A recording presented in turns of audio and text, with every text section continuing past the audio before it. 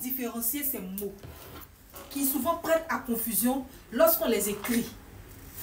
Par, P-A-R, lui c'est une préposition. Une préposition. Voilà. Et donc, quand je donne cet exemple-là, je passais par là. Je passais par là. Ça sera le par avec R. Un autre exemple. Ils ont fini par lâcher prise.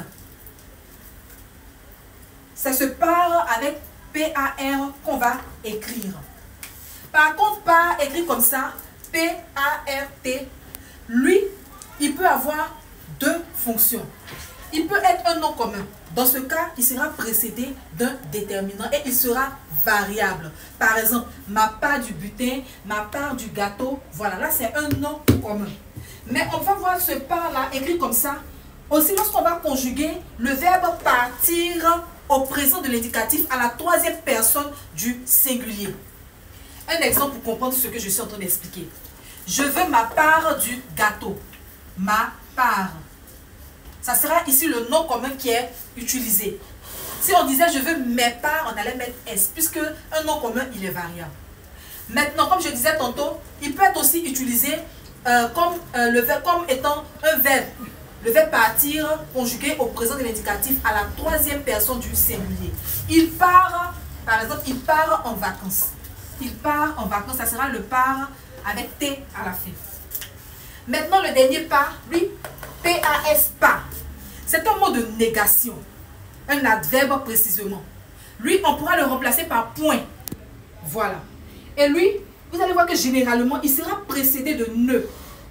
Exemple, lorsque j'ai dit, je ne veux pas que vous veniez. Je ne veux pas que vous veniez. Mais le pas avec S à la fin, P-A-S, il peut aussi être un nom commun. C'est aussi un nom commun. Dans ce cas aussi, il sera précédé d'un déterminant. Mais lui, en tant que nom commun, il sera invariable. Que ce soit au singulier ou bien au pluriel, il va toujours prendre S. Quand on dise un pas, je fais un pas en avant. J'ai fait un pas de plus. Je fais des pas. Que ce soit un ou des, il va toujours prendre S. Donc quand je dis par exemple, j'ai fait un pas en avant, ça sera le pas avec S. Et voilà comment on différencie ces différents pas. Le pas comme ça, voilà comment l'utiliser. Le deuxième pas, P-A-R-T, voilà comment l'utiliser. Et le dernier pas, voilà comment aussi l'utiliser.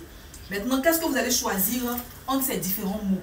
C'est lequel des parts que vous allez choisir pour compléter cette phrase? Ils ont reçu leur part de sacrifice. J'attends les réponses dans les commentaires.